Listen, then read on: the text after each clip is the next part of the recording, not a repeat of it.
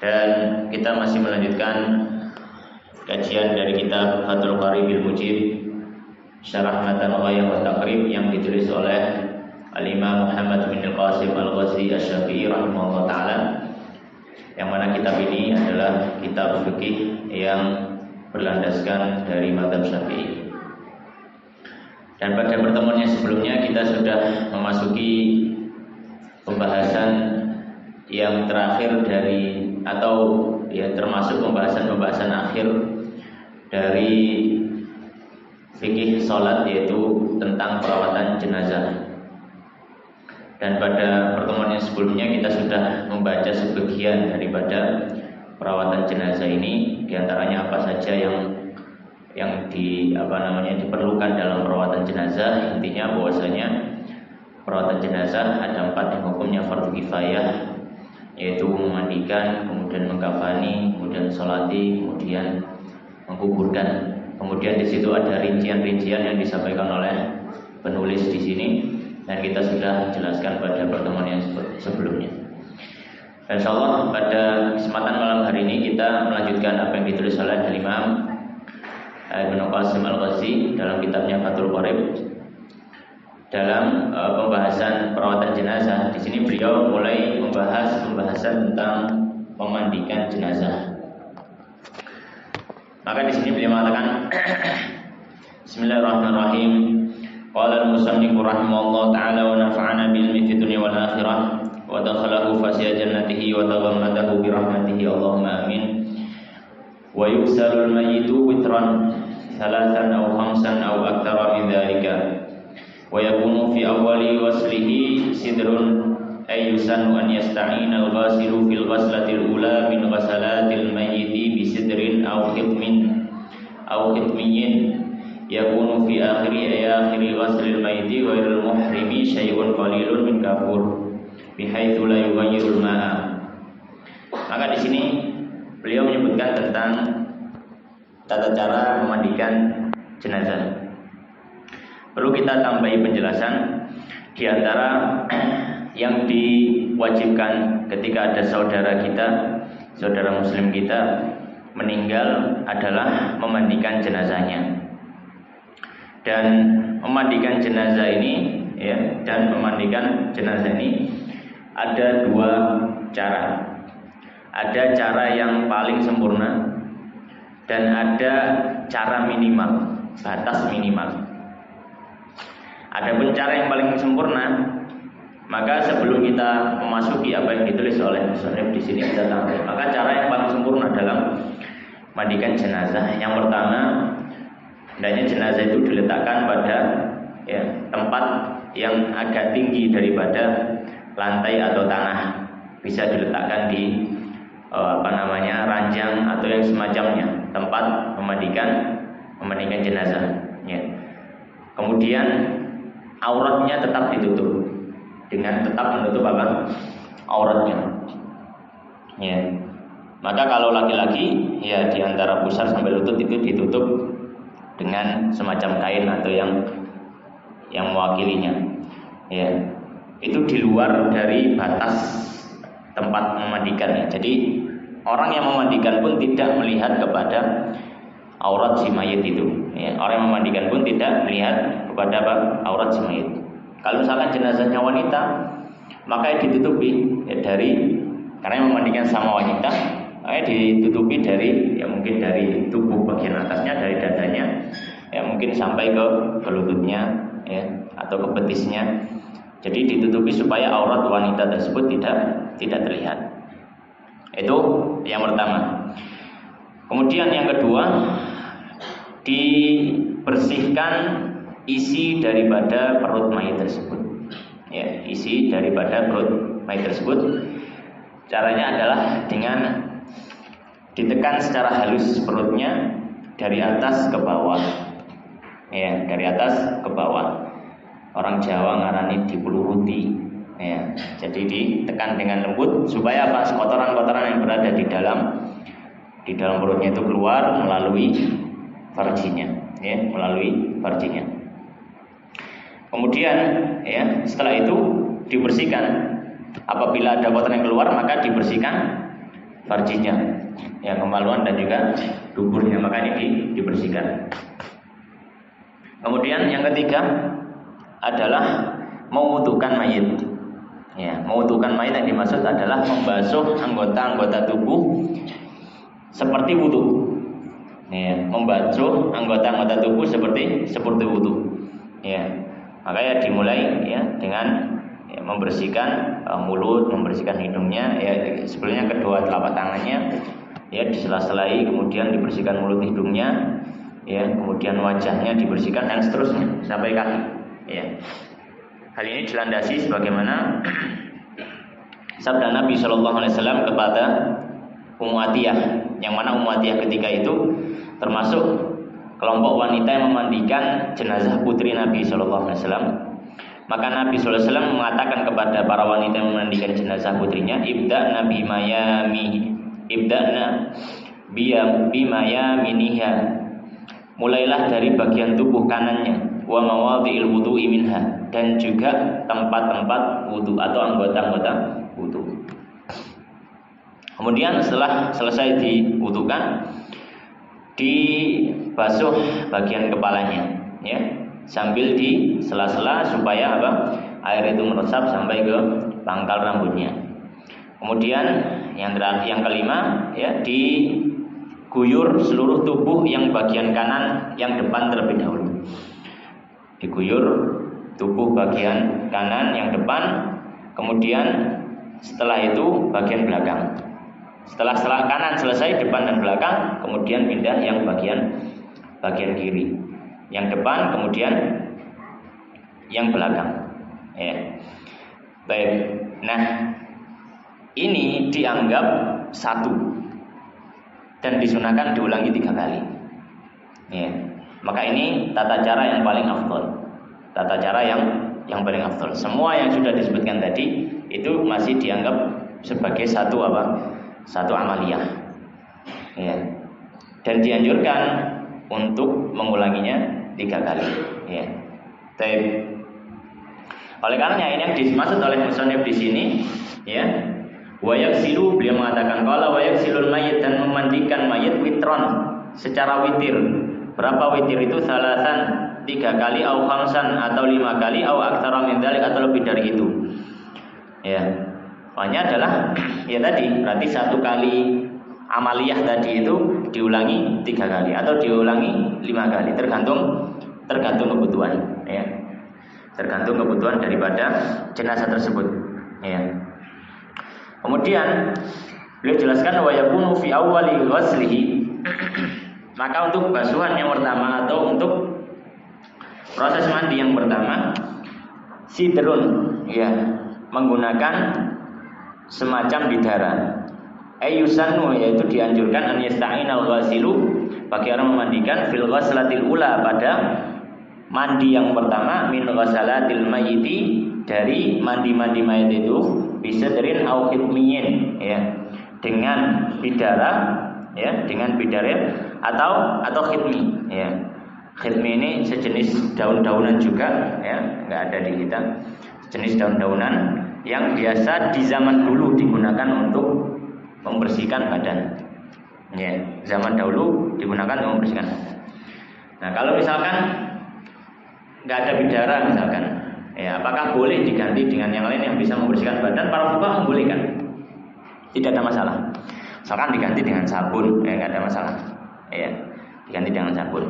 Oleh karenanya Imam Al-Bajuri rahimahullah taala dalam Hasyiah ala Fathul Qarib, Imam Bajuri beliau menyampaikan wa mithlu sidri wal khitmi wa nahwihima kasabun, ya, kata beliau, dan termasuk juga sehukum dengan bidara atau daun khitmi ini adalah adalah semacam sabun, maka ini juga sudah dianggap menggantikan daripada bidara tersebut. Baik. Kemudian wa yakunu fi akhirih, ya. Jadi untuk basuhan yang pertama tadi, ya, airnya dicampur dengan bidara atau sabun. Dan kemudian wa yakunu fi akhirih, dan di akhir akhiri ghuslil mayyiti, yaitu di akhir daripada memandikan mayit tadi, jenazah tadi, basuhan terakhir Tapi dengan syarat ghairul muhrimi, selama dia bukan orang yang sedang ihram ketika wafat. Maka di sini kita tahu kalau orang ihram ya, kemudian dia wafat, maka tidak boleh dilakukan ini. Apa itu? Syai'un qalilun min kafur. Ya. Sedikit dicampuri dengan kapur. Ya, kapur yang dimaksud di sini kapur barus, seperti yang kita tahu. Ya. Maka di sini ketika orang itu adalah orang yang meninggal pada saat ihram, maka dia cukup menggunakan bidara dan juga air bersih. Tapi kalau misalkan dia itu non ihram, maka tadi untuk basuhan pertama maka digunakan air dengan sabun. Kemudian yang kedua dibasuh dengan air bersih. Kemudian yang ketiga menggunakan air dengan dicampur kapur barus sedikit. Ya. Tidak terlalu banyak ya, tidak dicampur terlalu banyak. Ya. Oleh karena beliau mengatakan bihaitsu la yughayyirul ma, di mana jangan sampai tidak merubah air. Ya. Maka usahakan kapur barus yang dipakai itu tidak terlalu banyak juga tidak terlalu sedikit. Ya, tidak terlalu banyak juga tidak terlalu sedikit. Ya. Baik, alasannya apa? Alasannya dikhawatirkan nanti akan merubah daripada sifat air sehingga air itu tidak disebut dengan air mutlak yang bisa suci mensucikan. Ya. Padahal diharapkan basuhan terakhir itu juga dianggap basuhan yang suci dan mensucikan. Maka kalau dicampur dengan kapur barus, maka silakan dicampur tapi tidak terlalu banyak. Nah, ini adalah tata cara yang paling afdol, yang paling sempurna. Ya. Jadi amaliyah yang sudah kita sebutkan di awal tadi, ya, untuk airnya pertama kali menggunakan air dicampur sabun, ya, sabunnya juga nggak terlalu banyak juga. Kemudian setelah itu dilakukan lagi dengan air biasa. Ya. Kemudian setelah itu dilakukan lagi dengan air yang dicampur dengan sedikit kapur barus tadi. Baik. Kemudian adapun batas minimal, tata cara minimalnya, ya, tata cara apa? Minimalnya. Maka beliau mengatakan wa'lam, dan ketahuilah anna aqalla ghaslil mayyiti, bahwasanya minimal daripada membasuh atau memandikan jenazah itu adalah ta'mimu badanihi, meratakan badan jenazah bil ma'i, dengan air marratan wahidatan, sekali saja. Ya. Maka ini batas minimal. Apa batas minimal? Sama seperti mandi wajib, yaitu pokoknya air merata ke seluruh tubuh jenazah, maka ini sudah dianggap sah. Ya, karena dia batas minimal, nggak boleh kurang dari itu. Maka setelah memandikan kalau ada bagian jenazah yang tidak terkena air, maka harus diulangi memandikan jenazahnya. Ya. Jadi minimalnya adalah dengan meratakan air pada badan jenazah. Ya. Wa amma akmaluhu, adapun yang paling sempurna, famadhkurun fil mabsutat, maka sudah disebutkan dalam kitab-kitab yang lebih panjang, dan tadi kita sudah berikan isyarat ya tentang hal tersebut. Nah, dalil daripada apa yang sudah disebutkan tadi, maka di sini kita sebutkan dalil-dalil yang berhubungan dengan perkara yang sudah kita sampaikan tadi. Maka di antara dalilnya misalkan yang pertama hadisnya Ummu Atiyah radhiyallahu taala anha, ya, bahwasanya beliau menyampaikan ketika kami mandikan putri beliau, putri Nabi, maka Nabi sallallahu alaihi wasallam menyampaikan kepada kami iksilnaha salasan au khamsan au aktsara min dzalik.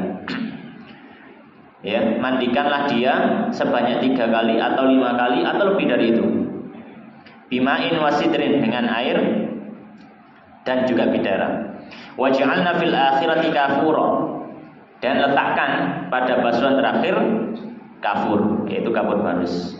Fa idza faradunna fa'adannani, jika kalian sudah selesai maka beritahukan kepadaku. Ya, maka beritahukan kepadaku. Ya. Maka ketika sudah selesai, ya, maka para sahabat ini pun memberitahukan kepada Nabi Islam. Kemudian Nabi Islam memberikan kain, kemudian Nabi mengatakan asy'irnaha iya. Ya. pakaikanlah pakaian ini kepada putriku, ya, kepada putriku. Ya. Kemudian di antara riwayat yang lain juga disebutkan dari hadisnya Hafsah. Tapi di hadisnya Hafsah, ya, ada penjelasan ibda'u bima yaminiha wa mawadhi'il wudu'i minha. Ya, mulailah dengan bagian tubuh sebelah kanan dan anggota wudunya, ya. Maka hadis ini diriwayatkan Imam Bukhari nomor 1254. Dan yang lain juga hadis dari sahabat Ibnu Abbas, bahwasanya ada seorang sahabat, ya, hadisnya masyhur, seorang sahabat yang meninggal ketika dia dalam kondisi ihram. Maka Nabi SAW menyampaikan iksiluhu bima'in wasidrin, mandikan dia dengan air dan dicampur bidara, dan Nabi tidak menambahi dengan kafur karena dia meninggal dalam kondisi ihram. Sedangkan orang ihram dilarang memakai wewangian, dan kafur tujuannya salah satunya adalah untuk wewangiannya, maka tidak diperbolehkan. Wa kafinuhu fi thawbain, dan kafani dia dalam 2 kain, ya, tape dan seterusnya. Maka ini adalah pembahasan daripada memandikan jenazah. Nah, sebelum kita memasuki pembahasan mengkafani jenazah, ya, ada beberapa faedah yang ingin kita sebutkan, ya, yang berhubungan dengan memandikan jenazah. Ya. Faedah yang pertama, ya, faedah yang pertama yang berhubungan dengan memandikan jenazah. Apakah diperbolehkan bagi suami istri untuk memandikan jenazah pasangannya? Misalkan suami meninggal, apakah boleh istri memandikan jenazahnya? Atau ketika istri meninggal, bolehkah suami memandikan jenazahnya? Ya. Maka di sini para fuqaha menyampaikan, ya, kalau dalam mazhab Syafi'i, ya, secara khusus kalau dalam mazhab Syafi'i, ya,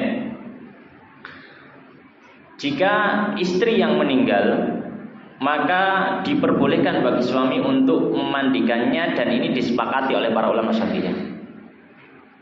Gak ada dari ulama Syafi'iyah yang yang tidak setuju dengan hal ini. Semua ulama Syafi'iyah berpandangan kalau misalkan, ya, kebalik, ya. Kalau suaminya meninggal, maka semua ulama Syafi'iyah berpendapat diperbolehkan bagi istri untuk memandikan suaminya. Ya, kalau suaminya meninggal. Landasannya apa? Landasannya adalah hadis yang diriwayatkan Imam Abu Dawud dari hadisnya Aisyah radhiyallahu taala anha, ya. Bahwasanya Aisyah radhiyallahu taala anha, beliau menyampaikan, ya, hadis yang cukup panjang, tapi di akhir hadis beliau menyampaikan, "Lau istaqbaltu min amri mastadbartu ma ghasalahu illa nisa'u."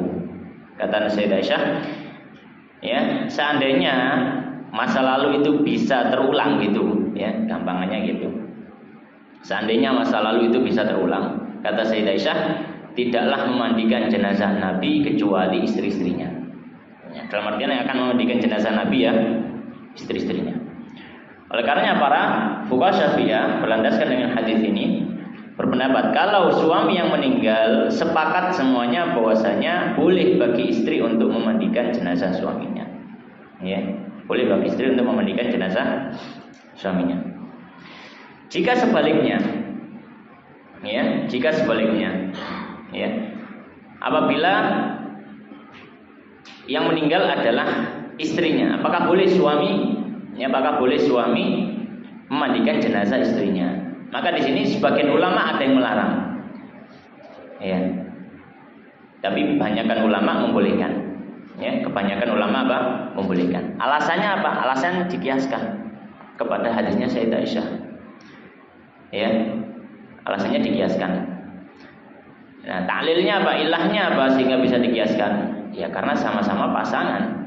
Ya, kalau misalkan istri boleh memandikan suami, maka jadi sebaliknya. Apa yang membedakan? Suami juga boleh memandikan istri. Ya, maka di sini tidak ada masalah. Ya, dan hal ini telah, ya, disebutkan seperti oleh Imam Al-Mawardi dalam kitabnya Al-Hawi Al-Kabir dan seterusnya. Baik. Kemudian mungkin di situ akan ada turunan pertanyaan. turunan masalah. Kalau dalam mazhab Syafi'i itu kan menyentuh suami atau menyentuh istri kan membatalkan wudu. Membatalkan wudu kan. Jadi kan asbabul hadas kan menyentuh suami atau istri. Mutlak mau ada syahwat nggak ada syahwat sama saja. Nah, kalau misalkan memandikan adalah pasangannya, suaminya atau istrinya, apakah berarti toharohnya pasangan tadi itu batal, ya, atau bagaimana? Maka di sini para fuqaha menyampaikan, jika yang memandikan adalah suaminya atau istrinya, toharoh mayit tidak batal, tidak ada masalah dalam hal ini, ya. Dan hal ini disampaikan oleh Al-Imam Al-Khatib Asy-Syirbini rahimahullah taala dalam kitabnya Al-Iqna' Syarah Matan Abu Syuja. Beliau menyampaikan wala farqa fi dzalika baina an yakuna bi syahwatin aw ikrahin aw nisyan aw ahadihima maitan, ya. Aw ahaduhuma maitan, ya. Nah, di sini dalam Imam Al-Khatib Asy-Syirbini dalam pembahasan, bukan pembahasan memandikan jenazah tapi dalam pembahasan wudu.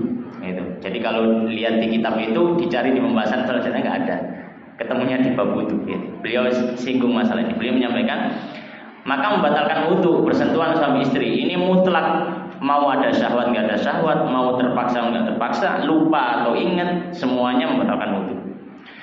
Ya, semuanya membatalkan wudu. Bahkan kalau misalkan antar yang satu hidup yang satu meninggal, membatalkan wudu hukum asalnya. Nah, kalau misalkan suami habis wudu kemudian memandikan jenazah istrinya dan otomatis bersentuhan kulit dengan kulit, maka wudu suami batal. Nah, bagaimana status wudu mayit? Kata beliau, au ahaduhuma mayitan lakin la yantaqidu wudu'ul mayit. Tapi khusus bagi jenazah wudunya tidak dianggap batal, ya. Toharohnya tidak dianggap batal. Baik, ma'al kulli hal. Ini faedah yang pertama, ya.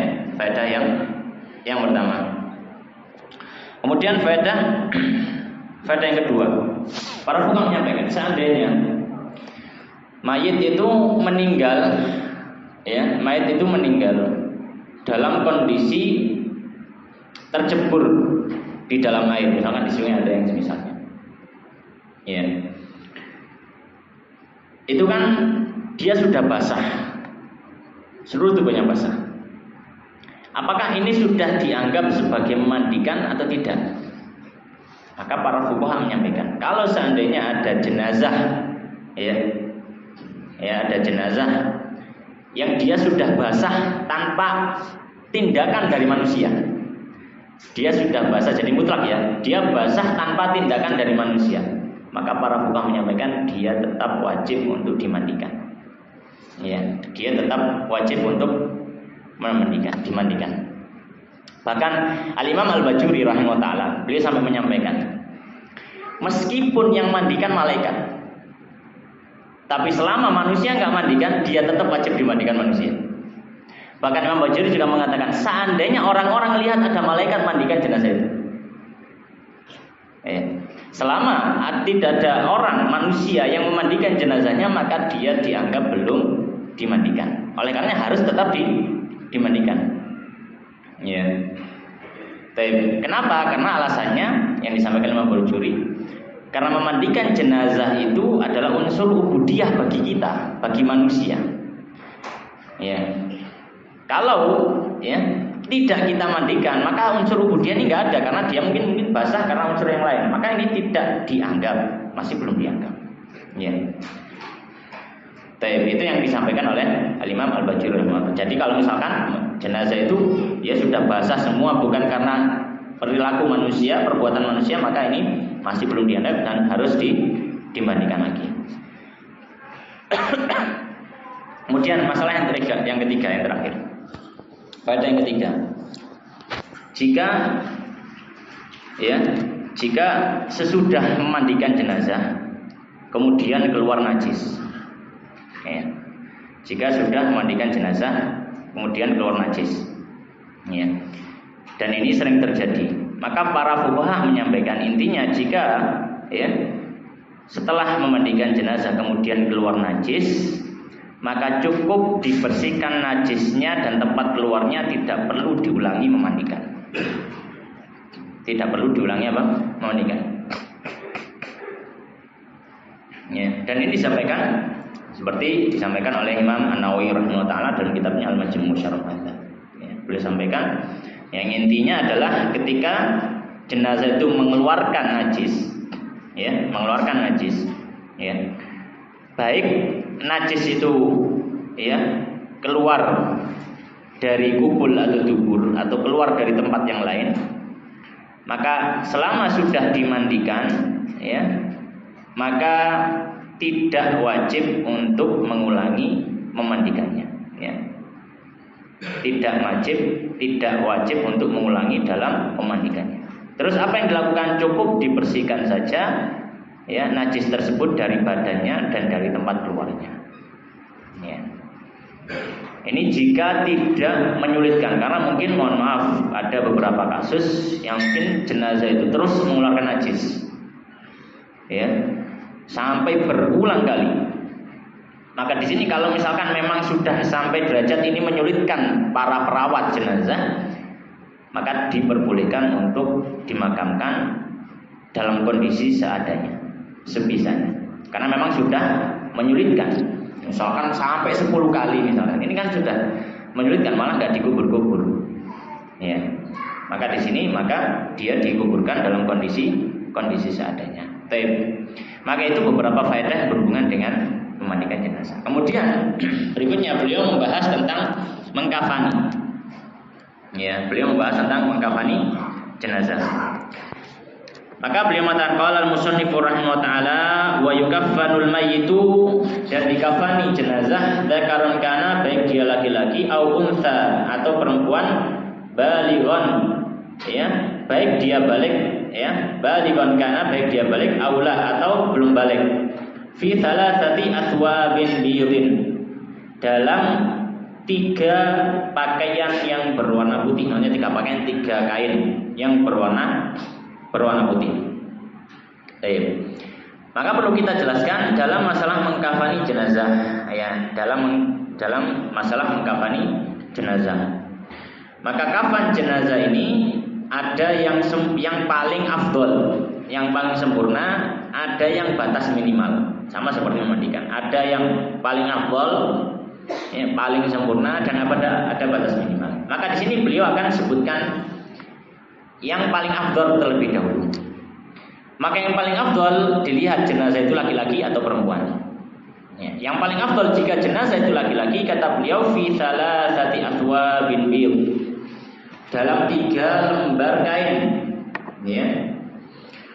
Wa takunu kulluha lafaifa, dan semuanya itu adalah lembaran kain. Ya, lafaif jamak dari lafifah, yang maknanya adalah lembaran kain. Mutasawiyatan, yang sama tulan panjangnya, wa ardhon, dan lebarnya. Tasduru, yang bisa menutupi setiap lembarnya, kullu wahidatin minha, setiap lembaran kain itu, jami'al badani, seluruh badannya. Ya, seluruh badannya. Laisa fiha, tidak diletakkan ya dari kain itu komisun, atau tidak dibuat dari kain itu komis ya, bagian atas, wala imamah, atau yang dijadikan untuk penutup kepala, imamahnya. Maka ini kalau jenazah itu laki-laki, yang paling utama adalah disediakan 3 lembar kain yang setiap kainnya seukuran bisa menutup seluruh bagian tubuh jenazah. Baik. Dalilnya apa? Dalilnya adalah hadis yang diriwayatkan Muslim, bahwasanya disebutkan dari Sayyidah Aisyah, uffina Rasulullah SAW fi thalathati athwabin biyudin sahuliyatin. Ya, beliau menyampaikan bahwa Nabi Sallallahu Alaihi Wasallam dikafani dengan menggunakan 3 lembar kain sahuliyah. Sahuliyah itu salah satu jenis kain di zaman itu, ya, dari daerah Yaman. Ya, laisa fiha qamisun wala imamah, enggak ada bagian atasan ya, pakaian atas, juga tidak ada imamah penutup kepalanya. Ya. Dan juga dilandasi hadisnya sahabat Ibnu Abbas radhiyallahu taala anhuma, bahwasanya Nabi SAW menyampaikan ilbasu min thiyabikumul bayad fa innaha min khairi thiyabikum wa kaffiru fiha mautakum. Nabi SAW menyampaikan pakailah pakaian berwarna putih karena dia sebaik-baik pakaian, dan kafanilah jenazah kalian dengan pakaian putih tersebut. Ya, hadisnya riwayat Tirmidzi. Maka dari dua hadis ini melandasi yang paling afdal bagi laki-laki adalah dengan 3 lembar kain yang setiap kainnya menutupi seluruh tubuhnya. Ini yang paling afdal bagi laki-laki. Kalau bagi perempuan, maka beliau menyampaikan, ya, baik. Maka beliau mengatakan, qala al-musannif rahimahullah taala, ya, wa in kufina dzakaru fi khamsatin fa hiya thalathatul madhkurah wa qamisun wa imamah. Ya. Kata beliau, ya, sebelum membahas tentang wanita, jika laki-laki ada yang dipakaikan komis ataupun imamah, ini juga tidak ada masalah dengan 5 lembar kain misalkan. Maka juga tidak ada masalah. Tapi yang paling afdal adalah dengan 3 kain tadi. Tapi kalau misalkan ada ditambahi komis, ya, misalkan di bagian atas dikasih tutup sendiri atau dijahitkan semacam komis, ya, kemudian bagian atasnya juga, bagian kepalanya diberikan seperti sorban, maka juga tidak ada masalah. Yang kedua, kalau untuk wanita, maka beliau mengatakan wal mar'atu fi khamsatin. Adapun wanita yang paling afdal, ya, maka dia dikafani dalam 5 kain. Bagaimana susunan 5 kain ini? Fahiya izarun, ya, maka ada yang bagian sarung, wa khimarun, dan bagian kerudung, wa qamisun, dan bagian tubuh atas, wa lifafatan, dan 2 lembar kain besar. Ya, maka di sini disediakan 5 lembar kain, 3 lembar kain kecil, dan 2 lembar kain besar. Ya, maka ada yang lembar ditaruh bawah, ada lembar ditaruh tengah, kemudian lembar ditaruh atas. Ya. Lembar yang taruh bawah maka dibebet, gitu ya, diikatkan seperti nyarungi. Kemudian setelah itu yang bagian tengah ini untuk mengikat bagian tangannya. Kemudian setelah itu bagian atas, ya, seperti dikerudungkan. Kemudian setelah itu langsung ditutup dengan kain yang keempat, kemudian ditutup lagi dengan kain kelima. Ya. Maka ini yang paling afdal, ya, ini yang paling afdal sebagaimana hadis riwayat Abu Dawud dan juga Imam Ahmad, ya, dari hadisnya Laila binti Qanif As-Saqafiyah, beliau mengatakan kuntu fi man ghassala Umma Kulthum binta Rasulillah. Aku dulu termasuk wanita yang ikut memandikan jenazahnya Ummul Kulthum, putrinya Nabi, ya. Fakana awwalu ma aqana Rasulullah sallallahu alaihi wasallam al-hiqa, thumma dir'a, thumma al-khimar. Maka Nabi SAW memberikan kepada kami, ya, sarung semacam pakaian, ya, kain untuk bawah, gitu ya, sewek gitu, semacam itu. Kemudian sumadir, kemudian pakaian atas, pakaian atas. Sumal khimar, kemudian diberikan kerudung. Sumal milhafah, kemudian langsung diberikan 1 atau lembaran kain yang besar. Ya. Summa udrijat ba'du fi thawbil akhir, kemudian ditutup lagi dengan kain berikutnya. Maka ya lapisannya ada 5 kain, ya. Baik. Maka ini yang paling afdal bagi wanita, ya. Adapun batas minimal, sekarang kita membahas tentang batas minimal. Maka batas minimal kata beliau, qala al-musannifu rahimahullah taala, ya, wa qallul kafani thawbun wahidun yasturu auratal mayyiti 'alal asahhi fir raudhati wa syarhil muhadzab. Ya. Baik. Dan beliau mengatakan batas minimal. Sekarang batas minimal kafan kata beliau adalah 1 kain yang bisa menutupi aurat jenazah tersebut. Maka ini sudah dianggap sebagai mengkafani. Ya. Ini batas minimal, dan ini adalah pendapat yang paling sahih, ya, sebagaimana disebutkan Imam Nawawi dalam kitabnya Ar-Raudhah fi Raudhah. Raudhah ini salah satu kitab dalam mazhab Syafi'i, kitabnya Imam Nawawi, judulnya Raudhatut Thalibin, ya, judulnya Raudhatut Thalibin, ya. Ini adalah ringkasan dari kitab Fathul Aziz Syarah Al-Wajiznya Imam Rafi. Kemudian Syarhul Muhadzab dan juga disebutkan dalam kitab Al-Majmu' dari Syarah Muhadzab. Tapi ala kulli hal perlu kita sampaikan di sini, secara dalam internal mazhab Syafi'i ada khilaf untuk batas minimal kafan itu.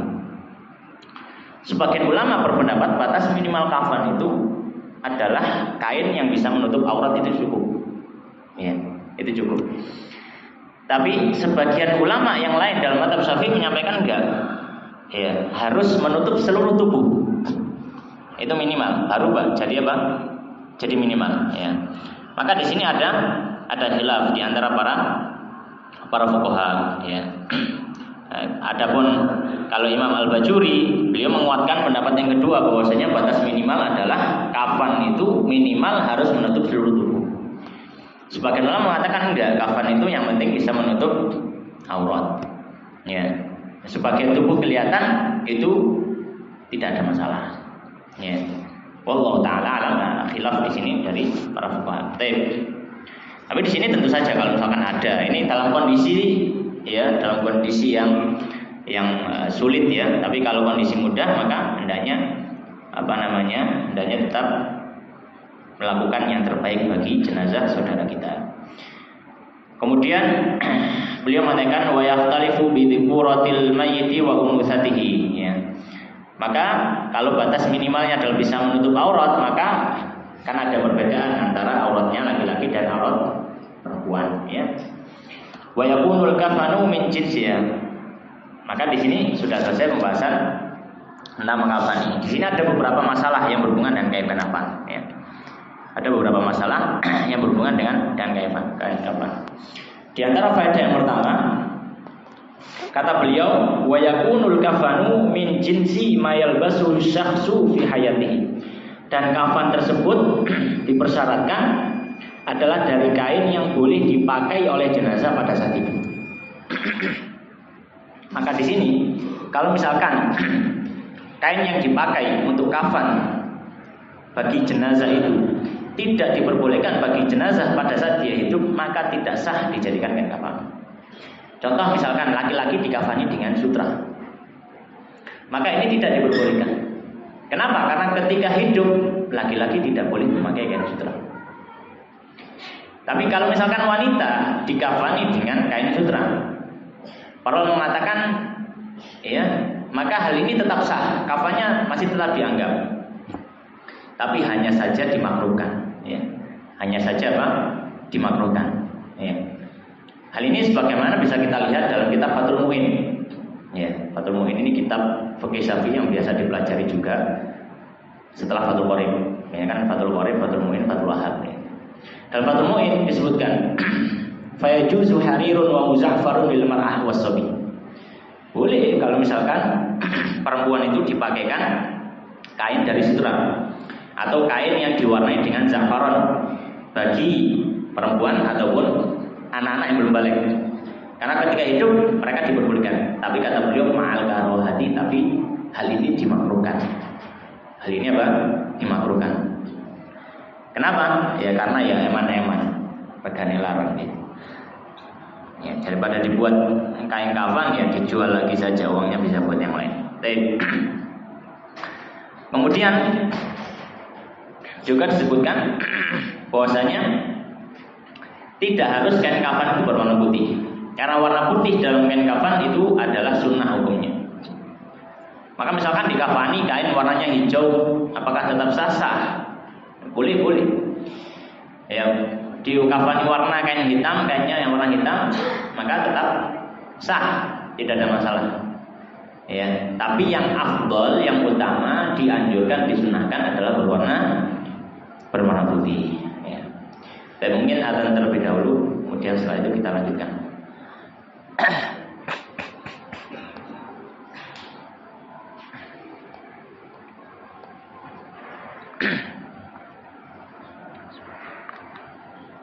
Allahu Akbar, Allahu Akbar. Allahu Akbar, Allahu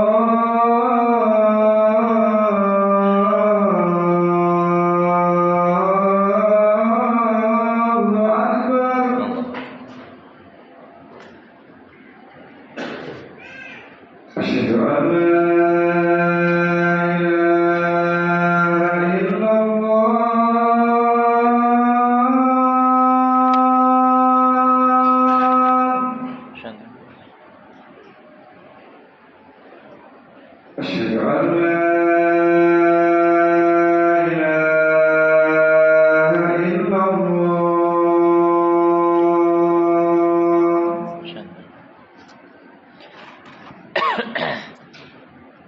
أشهد أن محمدا رسول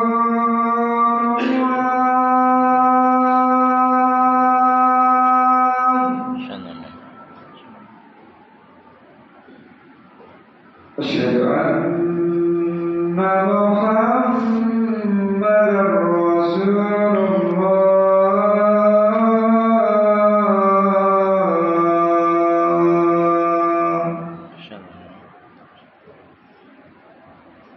حي على الصلاة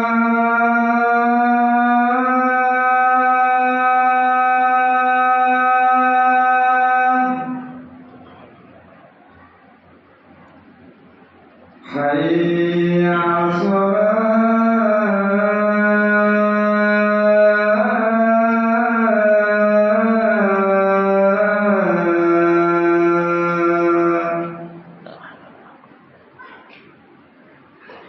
حي على الفلاح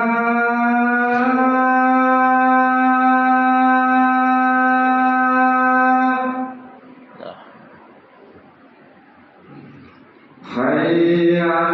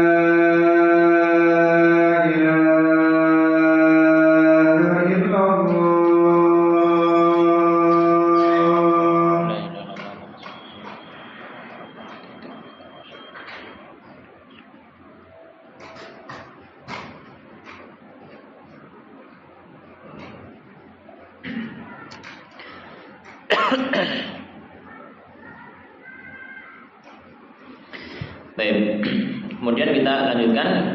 Ada beberapa faedah juga yang kita tambahkan yang berhubungan dengan masalah kafan ini. Di antaranya setelah faedah yang pertama tadi yang disebutkan oleh penulis, maka faedah yang kedua disebutkan oleh Imam Al-Bajur rahimahullah, bahwanya dianjurkan ketika mengkafani kain kafan itu diberikan wangian.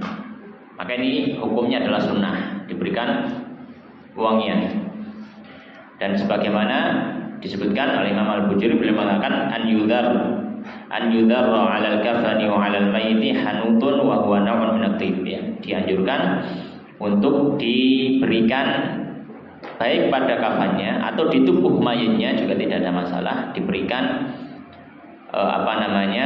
wangian, ya, parfum hanut, ya. Dan hanut ini adalah salah satu jenis wangian di zaman itu, ya.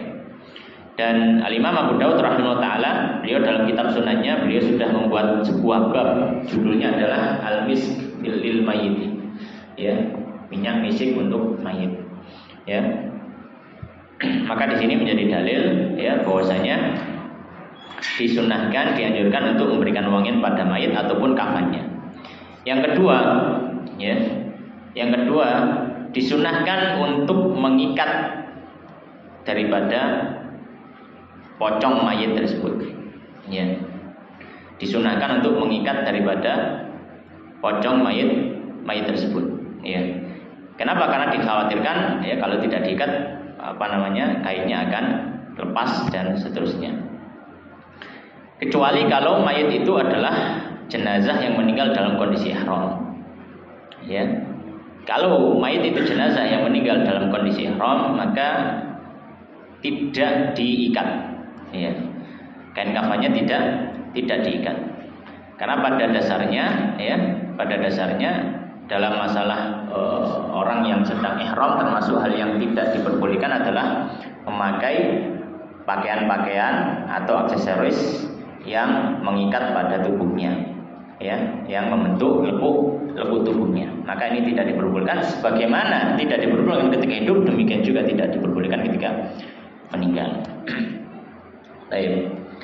Dan termasuk juga dianjurkan, ya, ketika sudah berada di liang kubur untuk melepas tali pocongnya, Ya. Nah, di sini ada hal yang ingin saya sampaikan. Tersebar mitos di masyarakat kita. Kalau misalkan ada orang dikuburkan, kemudian kampung itu diudeni pocongani bapak itu. Orang-orang memperkirakan alasannya kenapa? Tali pocongnya tidak dilepas. Tali pocong, kan ngerti ya? Ini yang masyhur sudah. Tali pocong tidak dilepas. Maka kita sampaikan dari sudut pandang fikih. Kita sampaikan ini termasuk tipu daya setan yang sangat-sangat berhasil di tempat kita. Kenapa? Akhirnya setelah itu apa yang dilakukan masyarakat? Dikeduk malih nih kuburan ini, dibongkar, kemudian dilepas tali pocongnya. Padahal dari sudut pandang fikih, hukum asalnya bongkar kuburan itu haram. Kecuali ada alasan wajib. Hukum asal bongkar kuburan itu apa? Haram. Kecuali ada alasan wajib. Silakan. Bahkan kita bisa lihat di kitab fikih Syafi'i paling dasar Safinatun Najah dalam pembahasan masalah masalah perawatan jenazah. Di situ disampaikan yahrumuna bisul qabr. Haram hukumnya bongkar kuburan. Kecuali karena sebab wajib. Di antara contoh sebab wajib apa? Dimakamkan lupa karena belum dimandikan. Mandi hukumnya wajib bagi mayit. Silakan dibongkar kemudian dimandikan kemudian dikubur lagi. Kecuali para fuqaha menyampaikan kecuali kalau memang sudah cukup lama sehingga sudah diperkirakan jenazahnya sudah mulai membusuk dan seterusnya maka dibiarkan saja. Tapi kalau tidak ada alasan wajib, hukum asalnya kembali haram membongkar kuburan. Nah, para fuqaha menyampaikan hukum melepas tali pocong di kuburan itu sunnah. Maka tidak boleh kemudian kuburan itu dibongkar dengan alasan ingin melepas tali pocongnya. Ya. Makanya saya sampaikan ini termasuk tipu daya setan yang sangat berhasil di tempat kita. Karena pasti hampir semua masyarakat ketika, alhamdulillah sekarang sudah mungkin anak-anak yang sekarang mungkin nggak pernah dengar mitos-mitos semacam itu. Kalau zaman kita dulu ya, kan sering ya diudeni pocongan iki gitu. Oh, kalian burung dicepot tali pocongnya, akhirnya dibongkar lagi dan seterusnya. Maka kita sampaikan ini termasuk ya tipu daya setan yang berhasil. Ya, hendaknya seorang itu kembali mempelajari ilmu agama lebih mendalam supaya mengetahui bagaimana yang terjadi. Dan tidak lain dan tidak bukan ya pocong itu bukan bapak itu bangkit lagi dari kuburnya. Yang jene setan sing jene bodoh.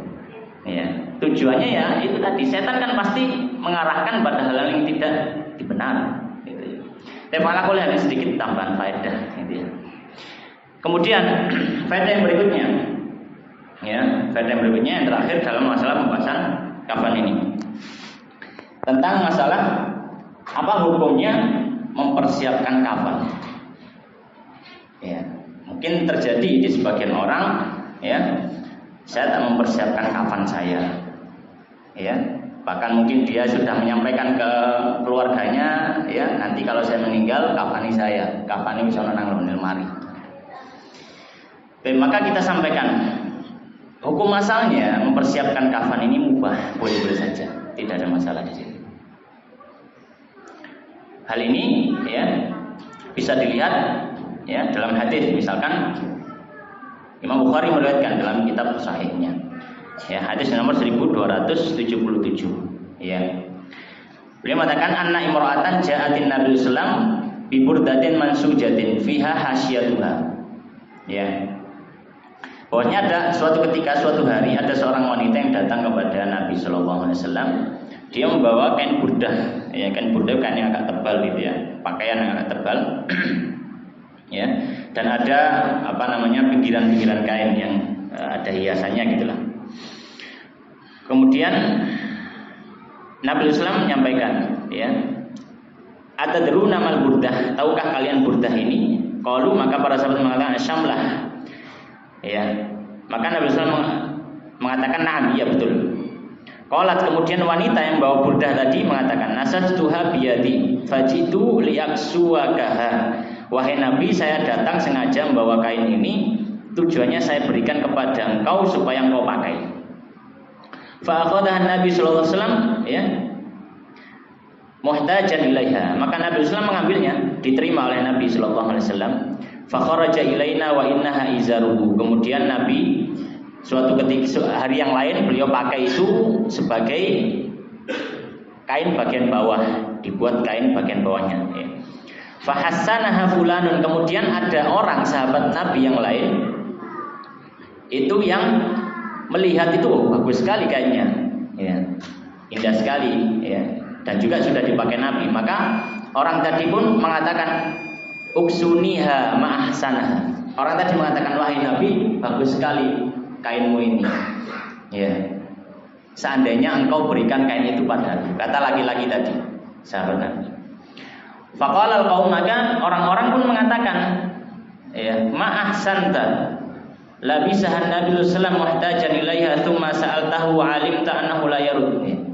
Orang-orang mengatakan, oh, kamu ini enggak punya adab kepada Nabi. Kamu kan tahu bahwasanya Nabi itu kalau dimintai sesuatu, Nabi enggak pernah nolak. Sembarang jaluk apa dikekno gitu ke Nabi. Maka wah, kamu ini enggak bagus, kurang adab. Sedangkan Nabi Islam itu menerima ketika diberikan kain itu oleh si wanita, terus dipakai juga oleh Nabi, dan Nabi membutuhkan kain itu dipakai. Tapi ternyata kamu minta, padahal kamu tahu bahwanya Nabi kalau diminta sesuatu beliau nggak akan nolak. Ya. Maka kata laki-laki tadi, beliau mengatakan, ini wallah ma sa'altuhu li albasaha. Aku demi Allah tidak meminta kain itu untuk aku pakai sekarang. Inna ma sa'altuhu li takuna kafan. Tapi saya minta kain itu dari Nabi untuk jadi kafan saya. Ya. Qala Sahal, maka periwayat hadis ini beliau menyampaikan fakanat kafanmu. Kemudian di akhir cerita akhirnya Nabi memberikan kain itu, dan ternyata benar ketika orang itu meninggal dikafani dengan kain yang pernah dipakai oleh Nabi sallallahu alaihi wasallam. Ya. Maka di sini, ya, menjadi dalil bahwasanya tidak ada masalah. Hukum asalnya mubah saja orang itu mempersiapkan apa? Mempersiapkan kain kafan, ya, untuk dirinya. Bahkan Imam Bukhari membuat satu bab, ya, bab man ista'addal kafan fi zamanin Nabi sallallahu walam yunkar alaihi. Bab orang yang sudah menyiapkan kafan untuk dirinya dan tidak ada pengingkaran dari Nabi sallallahu alaihi wasallam di zamannya. Maka hukum asalnya, ya, mempersiapkan kafan untuk diri sendiri itu hukumnya adalah mubah, ya, tidak ada masalah dalam hal tersebut. Ya, baik. Kemudian di sini ada turunan masalah. Ya, ada turunan masalah. Apakah dianjurkan untuk kita gunakan kain kafan yang pernah dipakai oleh orang soleh? Ya, dipakai oleh orang soleh. Karena dari hadis tadi yang disebutkan oleh Imam Bukhari. Ya. Maka di sini, ya, kita katakan kalau alasannya adalah karena mungkin dia dekat dengan orang soleh tersebut, misalkan dia saudaranya, dia gurunya atau apa, tidak ada alasan lain karena dia cinta kepada orang tersebut, kemudian orang tersebut punya kain, ya, kemudian kainnya mungkin sorbannya mungkinlah pernah dipakai, ya, kemudian karena cintanya saja kemudian dia ingin, ya, itu nanti tak jadikan kafan saya juga, gitu. Maka boleh-boleh saja kalau alasannya karena mungkin kecintaan, karena ada kedekatan antara dia dengan orang tersebut. Nah, itu kondisi pertama. Kondisi kedua, kalau alasannya tabarruk. Alasannya apa? Bertabarruk dengan kain tersebut karena sudah dipakai oleh orang yang soleh. Maka kita sampaikan, para ulama terbagi menjadi dua pendapat. Pendapat pertama mengatakan diperbolehkan juga dengan niat tabarruk ketika kain itu pernah dipakai oleh orang soleh. Dan ini dijelaskan oleh Al-Hafidz Ibnu Hajar Al-Asqalani dalam kitabnya Fathul Bari. Beliau penulis kitab Bulughul Maram, penulis yang masyhur. Dalam kitab Fathul Bari ketika mensyarah hadis ini, Al-Hafidz Ibnu Hajar beliau menyampaikan, ya, wa fihi tabarruk bi athari sholihin. Dan hadis ini menjadi landasan pendapat bahwasanya bertabarruk dengan bekasnya orang soleh meskipun bukan Nabi. Ya. Tapi di sini sebenarnya pokok masalahnya adalah tentang masalah hukum bertabarruk dengan bekas orang soleh itu boleh atau tidak. Maka ada sebagian ulama yang mengatakan boleh. dikiaskan dengan tabarruknya sahabat kepada Nabi. Tapi wallahu ta'ala alam, secara pilihan pribadi dan juga pendapat, mengikuti pendapat sebagian ulama yang lain, secara pilihan pribadi kami yang kita terapkan, kita amalkan, ini tidak diperbolehkan. Tabarruk dengan zat itu hanya berlaku untuk Nabi. Ya, maka demikian juga ketika kain kafan ini, kalau niatnya adalah untuk mengambil barokah daripada pakaian tersebut karena sudah pernah dipakai orang soleh, maka pendapat kedua mengatakan tidak diperbolehkan karena hukum asalnya bertabaruk dengan asar solihin. Pendapat kedua mengatakan tidak diamalkan, tidak disyariatkan. Ya. Tapi, kalau misalkan ditanya apa hal yang mendasari ini, melandasi perbedaan pendapat ini, maka perlu kita cari akar masalahnya. Ya. Semua harus kita bicarakan dengan ilmu, dengan dasar ilmu, bukan hanya dengan dasar semangat ataupun dasar lainnya. Maka kalau kita mencoba mengulik, mencoba untuk melihat dari literasi-literasi yang ada, intinya gini. Intinya pendapat ulama yang membolehkan tabaruk dengan zatnya atau asar solihin, mereka mengkiaskan kepada Nabi SAW. Mengkiaskan kepada Nabi SAW. Ulama sepakat ini ya, ulama sepakat bahwasanya boleh bertabaruk dengan bekasnya Nabi. Sepakat. Enggak ada yang enggak. Nah, kalau orang selain Nabi, apakah juga berlaku seperti Nabi? Sebagian ulama mengatakan iya. Ketika dia orang pertama dan orang soleh, bisa dikiaskan. Dan kias adalah salah satu dalil dalam Islam. Iya, dalil dalam Islam. Dan apa yang bisa menjadi landasan untuk bisa mengkiaskan kepada Nabi? Ada satu titik kesamaan, apa itu ketakwaan dan kesolehan serta kedekatannya kepada Allah. Ya. Itu pendapat ulama yang mengatakan boleh, ya, ambil barokah dari hal itu. Pendapat yang kedua, dan ini yang kita amalkan, kita pilih dari pendapat para ulama, tidak diperbolehkan. Ya, tidak diperbolehkan. Kenapa? Alasannya karena tabarruk bidzatin Nabi atau asarin Nabi itu hanya kekhususan Nabi sallallahu alaihi wasallam. Kekhususan Nabi sallallahu alaihi wasallam. Mungkin ada yang bertanya, nah bagaimana membatalkan kias pendapat pertama? Mari kita sampaikan. Ya. Untuk membatalkan kias pendapat pertama, orang selain Nabi tidak bisa dikiaskan kepada Nabi. Dari beberapa sisi, dari banyak sisi. Yang pertama, ya, Nabi adalah seorang utusan yang diberikan wahyu dari Allah Subhanahu wa taala. Sedangkan selain Nabi tidak ada yang diberikan wahyu dari Allah Subhanahu wa taala. Ya, sehingga Nabi Islam memiliki predikat sebagai seorang rasul karena mendapatkan risalah, sedangkan orang selain Nabi setelahnya tidak mendapatkan predikat rasul karena tidak mendapatkan risalah. Itu alasan pertama. Kemudian yang kedua, alasan yang kedua, ketakwaan dan kesolehan Nabi Shallallahu Alaihi Wasallam itu 100% dijamin benar di dunia wal akhirah. Sedangkan ketakwaan orang selain Nabi, ya, maka ini tidak dijazm, ya, kecuali sahabat, ya, tidak dipastikan kebenarannya, zahir atau batin. Mungkin secara zahir ya dia soleh, tapi masalah batinnya kan antara dia dengan Allah SWT. Kita lihat misalkan dalam hadis. Di dalam hadis disebutkan bahwa orang-orang yang menjadi bahan bakar api neraka adalah orang-orang soleh di pandangan manusia. Mereka ahli ilmu, ahli Quran, ahli sedekah, ahli jihad. Itu hukum dunianya, tapi di akhirat tidak. Maka di sini ada sebuah kaidah juga dalam usul fikih. Ya, apa kaidahnya? La qiyasa ma'al fariq. Enggak bisa ada kias ketika dua unsur itu berbeda. Ya, dua unsur itu apa? Memiliki perbedaan. Maka tidak bisa dikiaskan. Maka di sini lebih kuat, lebih condong bahwasanya hal ini tidak bisa dikuaskan dan itu hanya kekhususan Nabi Shallallahu Alaihi Wasallam. Dan ini diperkuat lagi sebagai dalil tambahan. Buktinya para sahabat atau para tabi'in tidak ada yang mereka itu ya mengambil barokah daripada satu sama lainnya. Ya, itu hanya sebagai dalil tambahan. Ingat ya, ini sebagai dalil tambahan, bukan jadi dalil utama. Karena kalau jadi dalil utama akan mudah sekali dipatahkan. Kalau misalkan ada landasannya, kita sudah hilang dalil utamanya, maka sampai sudah dipasang. Maka kalau misalkan ada riwayat yang mungkin itu ulama yang berpendapat tentang pendapat yang pertama tadi. Tapi tetap kita memegangi secara amaliyah, ya, maka tidak dianjurkan, ya, kalau niatnya adalah dengan niatan apa?